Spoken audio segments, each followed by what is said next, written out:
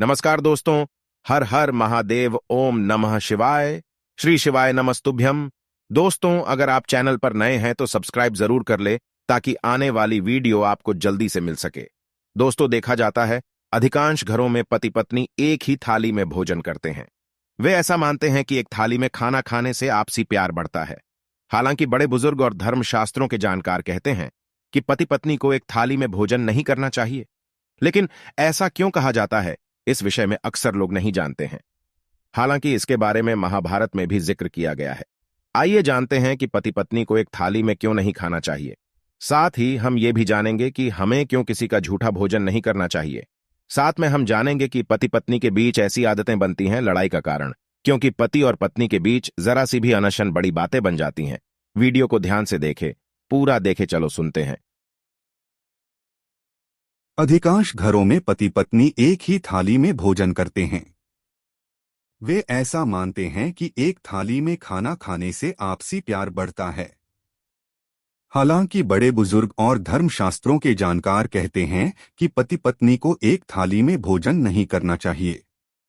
लेकिन ऐसा क्यों कहा जाता है, इस विषय में अक्सर लोग नहीं जानते हैं। हालांकि इसके बारे में महाभारत में भी जिक्र किया गया है। आइए जानते हैं कि पति पत्नी को एक थाली में क्यों नहीं खाना चाहिए। पति पत्नी को नहीं करना चाहिए एक थाली में भोजन। इस बात से इनकार नहीं किया जा सकता कि साथ में भोजन करने से प्यार बढ़ता है। इस बात को भीष्म पितामह भी भलीभांति समझते थे।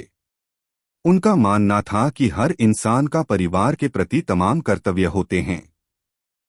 ऐसे में उन कर्तव्यों का ईमानदारी से निर्वहन करना है और परिवार में मधुर संबंध कायम रखना है, तो पति पत्नी को एक थाली में भोजन नहीं करना चाहिए।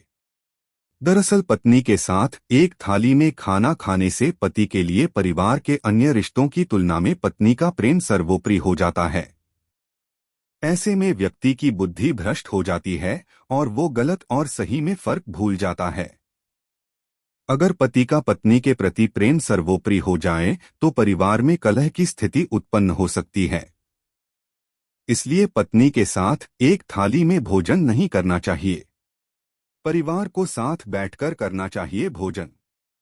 भीष्म पितामह का मानना था कि परिवार के सभी सदस्यों को साथ बैठकर भोजन करना चाहिए। इससे परिवार में आपसी प्यार बढ़ता है। साथ ही एक दूसरे के प्रति त्याग और समर्पण की भावना भी प्रबल होती है, जिस कारण परिवार तरक्की करता है। नहीं करना चाहिए ऐसा भोजन। भीष्म पितामह का मानना था कि अगर परोसे हुए भोजन की थाली को कोई लांघ जाए तो वह कीचड़ से समान दूषित है। इसे जानवर को खिला देना चाहिए। इसके अलावा अगर भोजन की थाली को कोई पैर मार कर जाए तो ऐसे भोजन को भी हाथ जोड़कर त्याग कर देना चाहिए। दरअसल ऐसा भोजन दरिद्रता लाता है। नहीं खाना चाहिए किसी का भी झूठा। कहते हैं कि किसी व्यक्ति का जूठा खाने से प्यार बढ़ता है, लेकिन क्या आप जानते हैं यदि किसी व्यक्ति का जूठा खाया जाए तो इससे सेहत से जुड़ी कई समस्याएं भी हो सकती हैं। जी हां, ऐसे में लोगों को इन समस्याओं के बारे में पता होना जरूरी है। आज का हमारा लेख इसी विषय पर है। आज हम आपको बताएंगे कि व्यक्ति को किसी और का जूठा क्यों नहीं खाना चाहिए। यदि हम किसी दूसरे व्यक्ति का जूठा खाते हैं तो बता दें कि संक्रामक रोग जो कि उस व्यक्ति में है वह आपके अंदर भी आ सकता है। ऐसे भी जूठा खाने से बचना चाहिए। कई बार जब हम जूठा खाते हैं तो इससे व्यक्ति को इन्फेक्शन का भी खतरा होता है। यदि आप किसी से संक्रमित व्यक्ति का जूठा खाते हैं तो मुंह के जरिए वह इन्फेक्शन या संक्रमण आपके शरीर में प्रवेश कर सकता है। यदि आप किसी व्यक्ति का जूठा खाते हैं तो इसके कारण कभी कभी व्यक्ति को सीने में जलन, खट्टी डकार जैसी समस्या का सामना करना पड़ सकता है। जब कोई व्यक्ति प्यार में दूसरों का जूठा खाता है तो इसके कारण कभी कभी पेट की समस्याओं का सामना भी करना पड़ता है। जूठा खाने से पेट में इन्फेक्शन, पेट में दर्द, एसिडिटी की समस्या आदि समस्याएं आपको परेशान कर सकते हैं। जब कभी व्यक्ति जूठा खाता है तो ऐसे में लार के जरिए हानिकारक बैक्टीरिया आपके शरीर में प्रवेश कर जाते हैं, जिससे व्यक्ति को सेहत से जुड़ी कई समस्याएं होती हैं। कभी कभी व्यक्ति को मुंह में खुजली या मुंह से संबंधित बैक्टीरियस का भी सामना करना पड़ता है। पति पत्नी की ये 6 आदतें वैवाहिक जीवन को कर देती हैं बर्बाद, ऐसे बचें।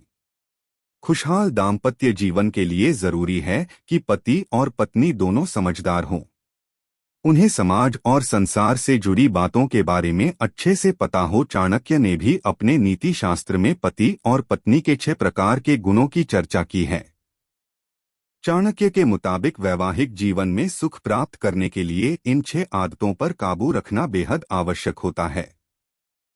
ऐसा नहीं करने पर रिश्ता खत्म होने की कगार पर पहुंच जाता है। गुस्सा। पत्नी और पति के बीच अगर कोई भी गुस्से वाले स्वभाव का हो तो परिवार में कभी शांति नहीं होती, हमेशा कलह होता है। साथ ही दोनों मानसिक रूप से व्यथित रहते हैं। ऐसी अवस्था में अच्छे काम भी बुरे साबित होते हैं। गोपनीयता। वैवाहिक जीवन में खुशहाली के लिए यह जरूरी है कि पति और पत्नी के बीच की बातें किसी तीसरे व्यक्ति तक न पहुंचे। ये बातें जितनी गुप्त रहती हैं, रिश्ता उतना बेहतर होता है। अपनी बातों को खुद तक सीमित रखकर अच्छी बातों पर चर्चा करने वाले पति पत्नी हमेशा सुखी रहते हैं। वो हमेशा एक दूसरे का सम्मान करते हैं। खर्च। किसी भी पति पत्नी का रिश्ता तभी खुशहाल रह सकता है जब दोनों को पैसे के इस्तेमाल की सही जानकारी हो, दोनों को आमदनी और खर्चे के संतुलन के बारे में पता हो तो कभी दिक्कत का सामना नहीं करना पड़ता और जीवन में आनंद बना रहता है। वहीं आमदनी का ज्यादातर हिस्सा या उससे ज्यादा खर्च करने लोग बर्बाद हो जाते हैं। मर्यादा। मर्यादा में रहने वाले लोग हमेशा सुखी रहते हैं और इसका उल्लंघन करने वाले जीवन भर पछताते हैं। व्यक्ति को अपने संस्कार और मर्यादा को कभी नहीं भूलना चाहिए। इसे भूलने वाले पति पत्नी के बीच कलह उत्पन्न हो जाता है। धैर्य। मनुष्य के जीवन में धैर्य को अभिन्न गुणों में से एक माना गया है। संकट की घड़ी में जो पति पत्नी धैर्य का परिचय देते हुए आगे बढ़ते हैं, उन्हें ज्यादा दिक्कतों का सामना नहीं करना पड़ता। धैर्य खो देने वाले लोगों को जीवन में हताशा समेत कई प्रकार की समस्या में उत्पन्न हो जाती है। झूठ। पति पत्नी के बीच का रिश्ता झूठ पर नहीं टिका होना चाहिए।